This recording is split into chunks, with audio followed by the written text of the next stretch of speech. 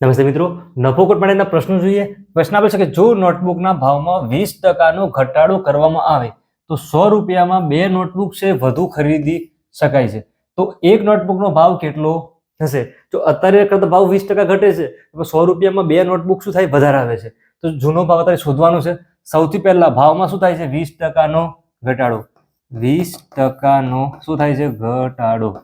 હવે વિચારો કે ભાવ છે આપણો 100 રૂપિયા છે, તો 100 ના 20% ઘટશે એ શું થશે? ઘટાડો થશે.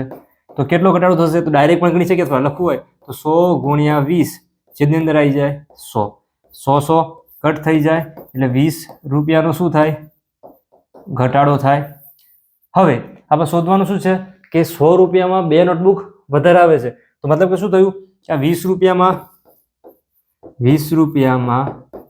2 નોટબુક મળશે વધારાની. તો એક નોટબુક છે એ કેટલામાં મળશે? તો 20/2 કરીએ એટલે 10 રૂપિયામાં મળશે. આપણે શોધવાનું છે એનો જૂનો ભાવ. તો વિચારો કે 20 રૂપિયામાં 2 નોટબુક આવે છે, તો એક નોટબુક ભાઈ 10 રૂપિયામાં, તો 80 રૂપિયામાં હતી. તો જો 80 રૂપિયા હતા ત્યારે ભાવ કેટલો હતો એનો? 10 રૂપિયા. તો 100 રૂપિયા હોય ત્યારે કેટલું?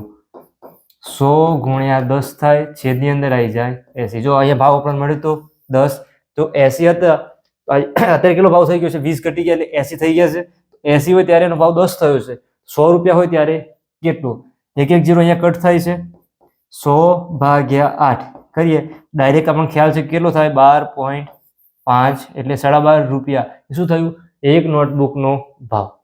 આગળ બીજો ક્વેશ્ચન જોઈએ. એક દુકાનદાર છે એને 1500 રૂપિયામાં જૂની સાયકલ ખરીદી, તેના પર 300 રૂપિયા શું કર્યું? રિપેરિંગ કર્યું છે. જો એ સાયકલ 2070માં વેચે છે તો તેને કેટલા ટકા નફો થાય? ડાયરેક્ટ પૂછ્યું શું થાય? અહીંયા પૂછ્યું કે વેચી તો તેને શું થાય? નફો થાય ખોટ થાય એ નક્કી કરવાનું, પછી શોધવાનું હોય. એને ડાયરેક્ટ આપેલું છે કે નફો કેટલો થાય છે આપણે શોધવાનું, ટકામાં શોધવાનું છે. સૌથી પહેલા ખરીદ કિંમત કેટલી છે? જો ખરીદ કિંમત અને પડતર કિંમતમાં ડિફરન્ટ હોય તો અહીંયા જો પડતર કિંમત શોધવી હોય, પડતર કિંમત ક્યારે મળે? તો વસ્તુ જે ખરીદી હોય પછી એના પર આપણે ટ્રાન્સપોર્ટનો ખર્ચો આપીએ, કોઈ મજૂરી કામનો આપીએ, એ બધું થાય એ પછી શું થાય? એની પડતર કિંમત.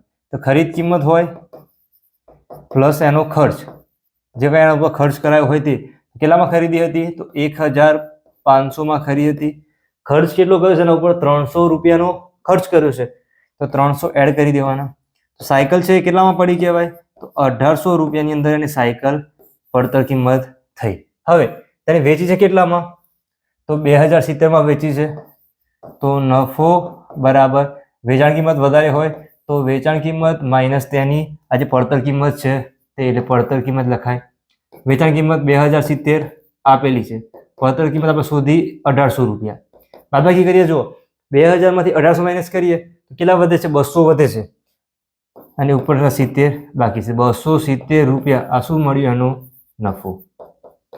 હવે નફાના શોધવાના છે ટકા.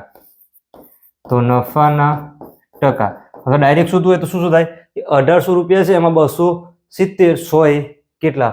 એટલે જો 270 ગુણ્યા કરી દેવાના 100, છેદની અંદર આવી જાય 1800. ડાયરેક્ટ કરો તો જો આવી રીતે કહેવાય છે 1800 રૂપિયાની વસ્તુ હતી તો કેટલો નફો થયો? 270. 100 રૂપિયાની વસ્તુ હોય તો કેટલા? 100 ગુણ્યા 270 કરો તો 270 ગુણ્યા 100 કરો, છેદની અંદર આવી જાય 1800. તો આપણે આ રીતે પણ લખી શકીએ, ડાયરેક્ટ પણ આવી રીતે લખી શકીએ સૂત્ર ઉપરથી. તો 0 0 અહીંયા 2 કટ થાય છે. 18 છે, ખ્યાલ ના આવે જો 9 ના ઘડિયામાં 27 આવે છે. 9 ગુણ્યા 3 27, 9 ગુણ્યા 2 9 ગુણ્યા 3 27, 30 ના છેદમાં 2 એટલે કે 15. પાછળ શું આવશે? ટકા. નફો કેટલો થયો? 15% છે નફો થયો. આગળ બીજો ક્વેશ્ચન જોઈએ. એક પુસ્તક છે એમાં 720માં જો વેચવામાં આવે તો 20% નફો થાય છે, તો તેના પર 10% નફો કરવો હોય તો કેટલા રૂપિયામાં વેચવું પડશે? જો પુસ્તક છે, વિચારો કે પુસ્તક 100 રૂપિયાનું છે. કેટલાનું છે? 100 રૂપિયાનું. એના પર 20% નફો થાય, આપણે રૂપિયા કેટલા મળે છે? 120 રિટર્નમાં મળે એવું કહેવાય. 100 માઇનસ કરે 20 રૂપિયા નફો મળી ગયો. જો વસ્તુ કેટલાની છે? 720 છે.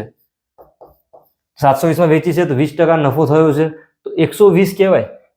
એવું કહેવાય કે 120 એ 720 રૂપિયા. તો આપણે 10% લેવો હોય તો કેટલા મળે? 110 મળે. 110 એ કેટલા? તો 720 ગુણ્યા 110, છેદની અંદર આવશે 120. ખ્યાલ આવ્યો? શું કર્યું? જો 100 રૂપિયાની વસ્તુ હોય, 20% નફો લઈએ આપણે તો 20 રૂપિયા વધારે ના મળે, આપણે ટોટલ કેટલા રૂપિયા મળ્યા?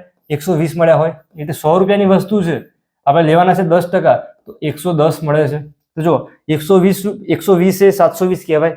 તો આ વેચાણ કિંમત છે એટલા માટે. તો 110 હોય તો વેચાણ કિંમત કેટલી? 0 કટ કરવા તો ડાયરેક્ટ થાય, અથવા 12 ગુણ્યા 12 6 72 એ 0, 11 ગુણ્યા 6 કરીએ એટલે 66, પાછળ 1 0, 660 રૂપિયા. એ શું થયું કે પછી 10% નફો કરવો હોય તો વસ્તુ છે ને 660 રૂપિયાની અંદર વેચવી પડે. આગળ જોઈએ કે છે કે 40% નફો ચડાવીને છાપેલી કિંમત પર કેટલા ટકા વળતર આપવાથી વેપારીને 19% નફો થાય. વેપારી શું કરે છે? કોઈ પણ વસ્તુ છે એના ઉપર પહેલાથી એનો નફો ચડાવી દે, પછી એના ઉપર શું કરે? ડિસ્કાઉન્ટ આપે, તો પણ એને શું થાય? નફો જ થાય. જો સૌથી પહેલા વસ્તુની કિંમત વિચારી લો 100 રૂપિયા, જ્યારે કિંમત ના આપેલી તો આપણે 100 ધારી લેવાની. 40% નફો ચડાવીને છાપી હોય તો 100 ના 40% કહેવાય. તો 40 રૂપિયા થાય. ટોટલ કેટલી કરી છાપેલી કિંમત? 140 રૂપિયા છાપેલી કિંમત બનાવી દીધી. તો હવે વસ્તુ છે એને વળતર આપીને વેચી છે તો એને કેટલા મળ્યા છે? 19% મળ્યા છે. તો 100 રૂપિયાની વસ્તુ હતી, 19% મળ્યા હતા. તો મળ્યા કેટલા હોય? 119 ટોટલ. એને 119 માં એને વેચી એવું કહેવાય. હવે જો છાપેલી કિંમત, આ વેચાણ કિંમત, તો 140 માઇનસ 119 કરીએ, બાદબાકી કેટલી આવે છે? 21 આવે છે. તો આ 21 રૂપિયા શું કર્યું? એને વળતર આપ્યું. શું આપ્યું? વળતર. ખ્યાલ આવ્યો? જો 100 રૂપિયાની વસ્તુ છે, 19% નફો લીધો એવું કહેવાય. તો 119 માં વેચી હોય, છાપી કેટલી હતી કિંમત? 140. તો આ 21 રૂપિયા શું કર્યું? એને વળતર એટલે કે ડિસ્કાઉન્ટ આપ્યું છે. આ ડિસ્કાઉન્ટ આપણે શોમાં શોધવાનું છે? ટકામાં શોધવાનું છે કે વળતર આપવા કેટલા ટકા વળતર આપ્યું છે તો આટલો નફો થાય.